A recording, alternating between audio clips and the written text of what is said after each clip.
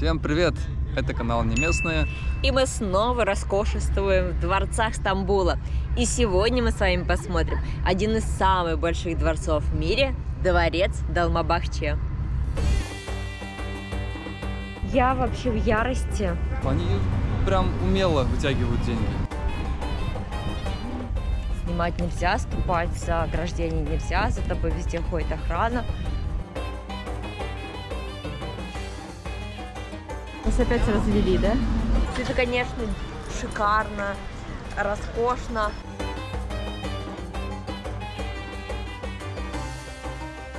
Дико расстроена, я не люблю такие моменты. Трогать ничего, не дотрагиваться ни до чего нельзя. Нет, могли поторговаться, конечно. 5 часов здесь гуляем. 5 часов. Да. Потрясающий. Дворец Долмабахче был построен по приказу султана Абдулмеджида I в 1856 году. Он переехал сюда из дворца Топкапе, где на протяжении 5 веков жили султаны Османской империи. Топкапе был построен в средневековом стиле, и царившая в 19 веке эпоха европеизации требовала перемен. Дворец Долмабахче совсем не похож на классическую османскую архитектуру. В его стиле преобладает барокко, рококо, но присутствуют также и элементы османского декора. Здесь жили и правили 6 последних османских султанов. Долмабахче переводится как «насыпной сад», ведь до того, как возвести дворец, здесь засыпали залив, выравнивая береговую линию и высаживали сад.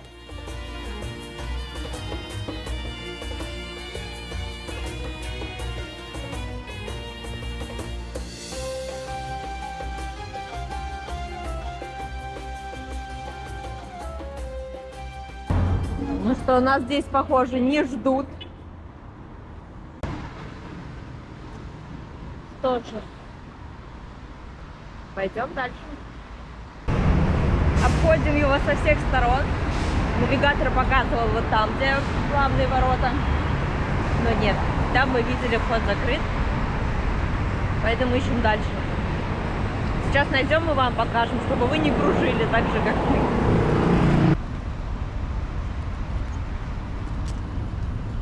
Ну, конечно же, лучшее место это в саду, правда?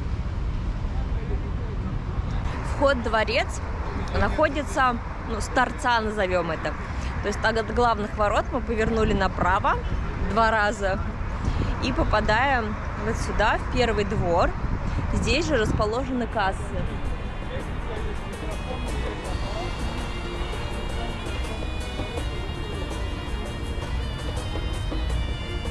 Так, меня радует отсутствие людей.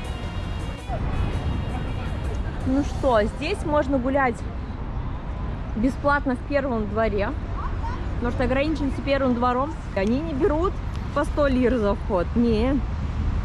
Им минимум подавай 500. Ну вот это туристический центр, наверное. Но если люди платят, почему нет? Это вот политика Турции, турков, они прям умело вытягивают деньги с людей. Что здесь там, можно сказать, повезло, очереди не такие большие, очереди в кассу. Как всегда, непонятно издалека цены, потому что там идет разделение, так же, как, видимо, в Топкапе разделение на залы, что вы хотите посмотреть. Вот, поэтому сейчас разберемся, купим и вам покажем, сколько все это дело стоит. Hello, 2 tickets. Нет, могли поторговаться, конечно. Ну вот, 1300 турецких лир, проход для 2 иностранцев. То есть они все продумали. Здесь входит, значит, основной зал, гарем. музей Гарем даже. И гарем. Идем с этим билетом вот туда.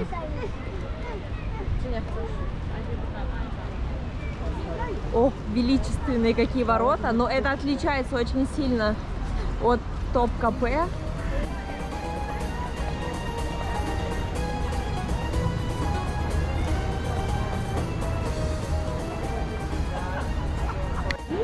Здесь на входе с правой стороны тоже очереди уже огромные. Мы взяли аудиогид. Мы ждем аудиогид. как всегда, подарили свой паспорт и получили вот такой вот аудиогид. Вот на фоне. А мы опять стоим.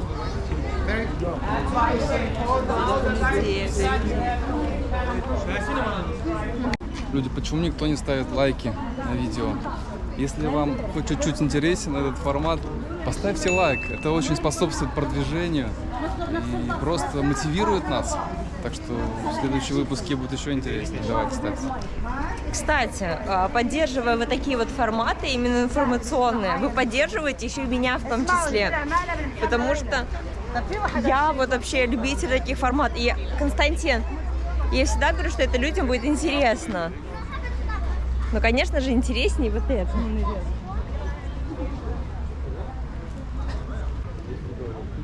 А почему так? Ты что, седой?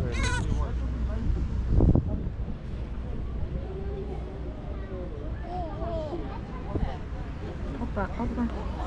Что они там едят? Так они одинаковые все просто. Вот ты черный затесался здесь. Тебя... А, это приемный.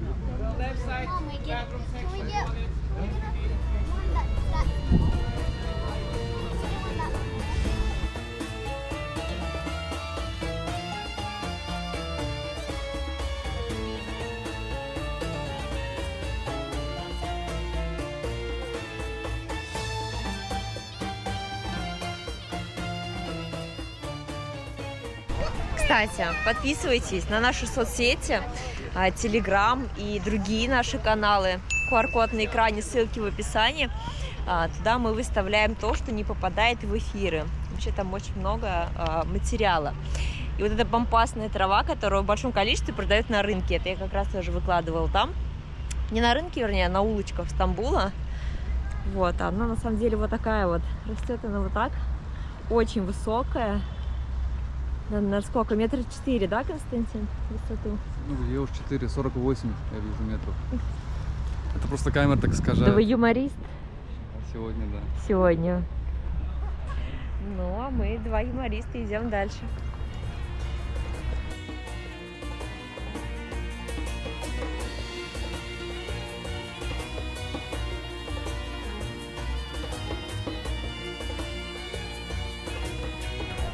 Кто ты?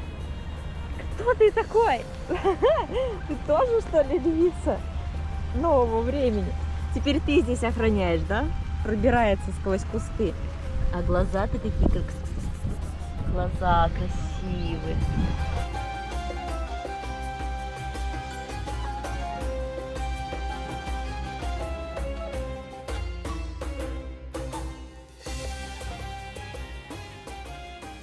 Осмотр дворца начинается с официальной его части, или по-другому Селям-Лик. Здесь проводились собрания, советы, принимали послов, высокопоставленных гостей и вершилась судьба Османской империи. Аудиогид в этом дворце куда удобнее и интереснее, нежели был в ТОП-КП.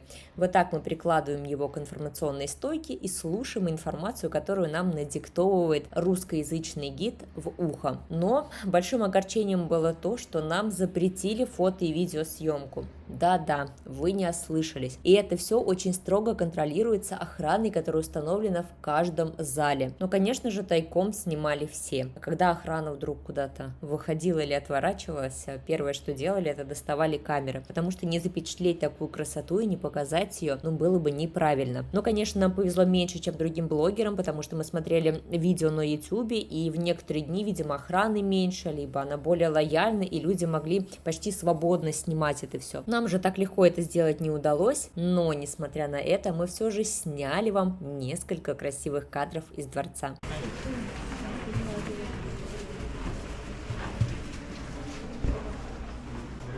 Эти радиаторы отопления украшены сусальным золотом. Вот, народ, я убрал мерцание, вроде сейчас должно быть нормально. До этого все прыгало.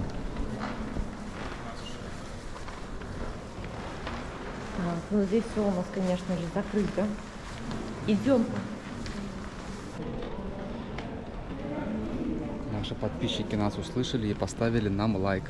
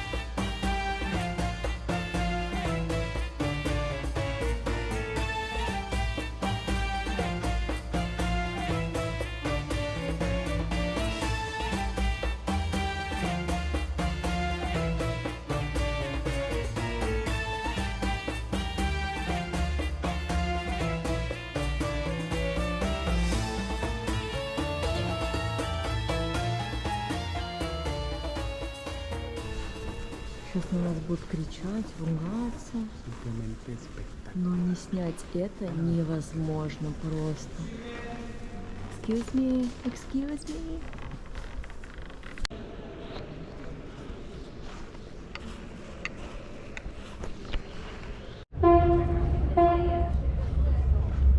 Я вообще в ярости. Разве так можно? Чувствуешь себя каким-то школьником, нельзя снимать. Мы спросили, почему. Они говорят, что это конфиденциально, это же дворец. Блин, только КП просто каждую, не знаю, щель сняли. Ну, в общем, что смогли, сняли. Я вообще дико расстроена, я не люблю такие моменты. Вот, а теперь пойдем дальше, посмотрим гарем. Тут еще есть музей, гарем. Спустимся к Босфору. Вот этот вид здесь, конечно, красивый, вид на Босфор.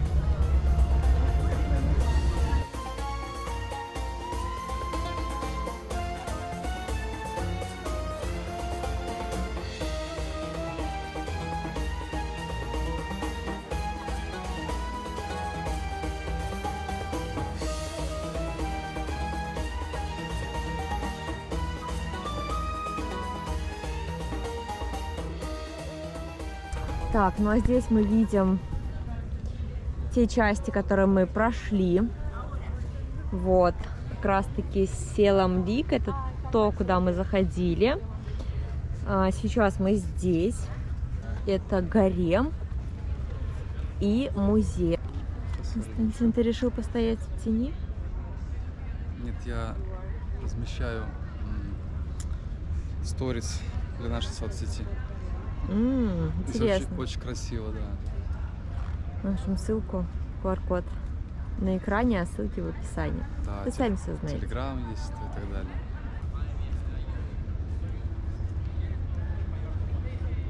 Что тут ты прям вынужден идти по выделенным дорожкам внутри.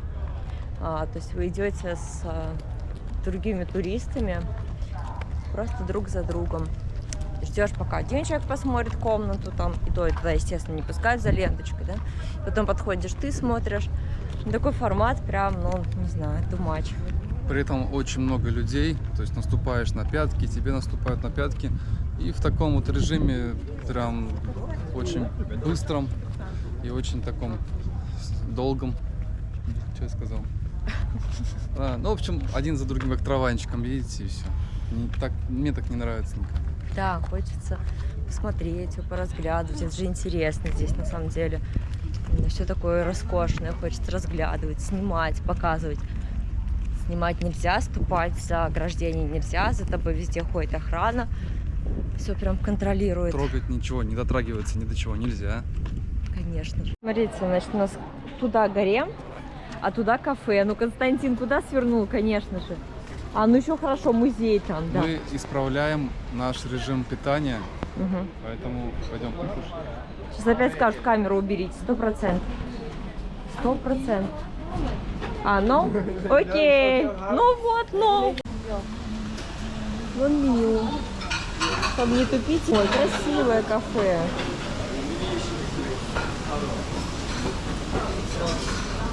Так, здесь сладости. Окей. Давай посмотрим меню. Вот, мы зашли перекусить перед гаремом и остальными комнатами дворца. И вот что мы взяли. Я взяла сэндвич с моцареллой и ветчиной. Конечно же, на десерт какой-то латте. Но я думаю, что это будет кофейный торт. И Константин взял что-то очень вкусное на вид. Это курица и кускус. А, курица с овощами. Да, и с зеленью. Ну, я думаю, будет вкусненько. И, конечно, чай. Традиционное турецкое блюдо. Попробуем. Да, посмотрим, насколько у нас все это вышло. Наш сегодняшний обед обошелся в 530 турецких лир. Было очень вкусно. Мне понравилось. Это еще одно место с хорошей едой, вкусной, полезной, главное. У меня кускус был с курицей, чай. А понравилось ли Аделине? Тебе понравилось? Ну, это вкуснее, чем в других кафе и ресторанах. Но мне не очень. Если честно, нравится еда в Турции. Вот так вот. Вот, поэтому сэндвич мне не очень понравился, он был слишком сухой. А кускус курицы у Константина потрясающий, я попробовала, мне понравилось. Торт, ну такой, но сладкое здесь это то, что вкусно обычно. Но в целом заведение, да, такое. На четверочку хорошо. Твердая четверочка. Не слушайте ее, здесь было все вкусно и классно. Еще тут кошка есть.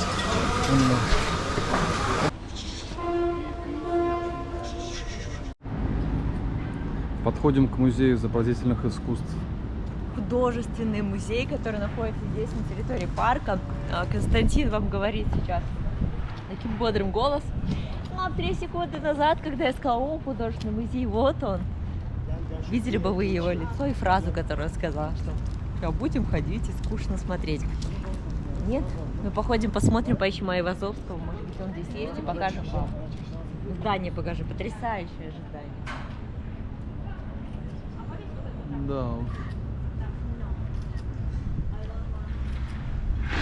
То есть строилось оно не просто так. Здесь прям был запрос во всем этом дворце Долмабахче. Был запрос на то, чтобы сделать еще более величественно, чем было в Европе. То есть это 19 век и в России. И вот, как оказывается, в Турции преобладала вот эта европеизация, масштабная такая. Но и вот это все мы видим. Османского здесь на самом деле очень мало. Оно есть, но мало. В основном здесь барокко, вот такие вот именно европейские стили. Вот посмотрим, кто представлен в галерее. Здесь тоже нельзя снимать, но вот мы немножечко вам покажем картины.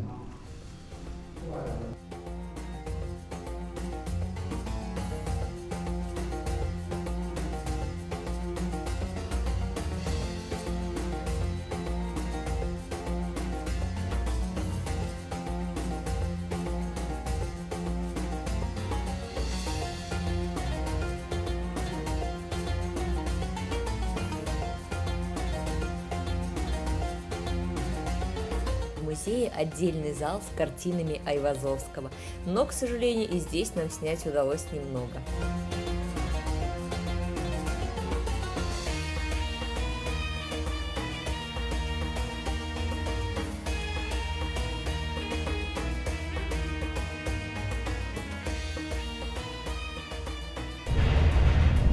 В общем, мы вышли из музея, точнее, как называется? Музей, Да, художественный, да. Это художественный музей, потрясающий. Если будете здесь, обязательно посетите художественный музей. Огромное количество полотен и работ. Есть у Айвазовского вообще отдельный свой зал, представляете? Айвазовский в Турции. Вот сколько не смотрела, никто не может писать о море так, как пишет его, писал его Айвазовский. Просто можно стоять возле каждой картины и смотреть, вглядываться во все эти оттенки синего, голубого, серого, розового. Невероятно вообще. Еще я там увидела из известных Жан Жером. Ну, одна малюсенькая такая картина, но все равно приятно. А так огромное количество полотен местных турецких художников. Есть знаменитые и европейские, просто, вероятно, я их не знаю. Очень интересно сделан сам музей. Единственное, что там внутри очень мало света. Освещены отдельно картины, отдельно освещено, значит, название полотна, год, автор, информация о нем. Но в целом в помещении очень темно. Я люблю, когда освещено, вот как сейчас, например, и смотрите, здесь прям море, небо. В прошлом выпуске вы смотрели это все, вы же видели Долмабахче, мы вам показывали Долмабахче именно с... А если не видели, короче, вот здесь вот будет ссылка. Да, обязательно посмотрите этот выпуск, потому что интересно было, как были красивые виды вот этого всего дворца с воды. Как раз таки с воды видно его величие, да, что он прям раскинулся, на сколько километров он раскинулся вдоль моря. Намного. Вот, обязательно посмотрите и с воды, и вот сейчас мы гуляем уже внутри. А сейчас мы пойдем в гарем. Посмотрите, кого мы встретили на дороге в гарем. На дороге. Сейчас он тебе покажет, кто здесь на дороге. Давай, давай, покажи мне. Давай, покажи. На клюнет нет? Фонтанчики. Вообще сегодня такой довольно ясный день. Он спрятался, ведь так интересно, он спрятался. Да. Хотя у него есть дом лебединый. Ну, есть дом лебединый. Ну, вон там на озере живет. Ой, ой. Ой. Ничего себе. Не надо, не надо. Он за мной следит. Да. Он со мной общается. Снимать видео в гареме также запрещено, поэтому мы решили даже не рисковать, достать фотоаппарат и сделать вам несколько кадров, чтобы передать атмосферу, которая здесь, кстати, не такая роскошная, как была в первом зале дворца. Здесь жили, кстати, не только жены султана, да, наложницы, Валиде, его мать, но также и сам султан. После окончания более чем 6-вековой истории Османской империи, дворец Долмабахче стал летней резиденцией Мустафы Кемаля Ататюрка, основателя и первого президента Турецкой Республики. Здесь же он и провел свои последние дни жизни. Кровать его сейчас покрыта флагом Турции, а часы остановлены на времени его смерти – 9 часов 5 минут. Ну вот мы вышли из гарема. Как твои впечатления? Мои впечатления. Пойдем дальше. Вообще я всегда думала, что я родилась не в том веке. Но сейчас, походив здесь, уже не в первом дворце, я понимаю, что я родилась очень даже вовремя. Все эти современные технологии, решения мне понятны, мне близки, и по-другому жить я не хочу. Но все это, конечно, интересно, посмотреть их быт, убранство тех времен. Это, конечно, шикарно, роскошно. Здесь вот вы видели, да, мы даже заходим в бахилах везде, что музей, что мужская половина дворца, что гарем. И нигде нельзя снимать. В музее тоже нельзя снимать, вот мы до этого мне сказали. В гареме нельзя снимать ни фото, ни видео, ничего нельзя. Тебе везде говорят, убери камеру, no фото, no видео. Вот, мы, конечно, чуть-чуть он сняли, пофотографировала я. Просто лицезреть самим. Сами мы, конечно, все это посмотрели, ощутили. Меня никто не спрашивал, но я скажу, что скучновато немножко было. Сначала вроде бы как... Да не скучновато. Сначала, ну я про себя говорю, то что сначала вроде как интересно, там какие-то локации, комнаты, в общем, все. Ну, потом однообразие, и понимаешь, что люди жили в таких комнатах, в таком убранстве, интерьере, каком... Простите. Вот видите, она зевает. Это от нехватки воздуха. Там, кстати, высокие потолки были, воздуха там хватало. Это все однообразно. Идем дальше. А куда? Посмотрим, куда дорога нас выведет, а какие будут указатели. Время уже 5 часов почти вечера. Мы 5 часов здесь гуляем. 5 часов? Да. Хорошо, посмотрим дальше, куда пойдем. Даем аудиогид. Кстати, здесь такой прикольный, мне понравился. Берите, сдавайте по свои паспорта, берите аудиогид. Здесь он дает такую информацию, в целом интересную и по делу. А еще карточка нужна. Вот так. Я поменяла паспорт на вот этот. Сейчас дам этот набор и получу. Thank you. Мой паспорт.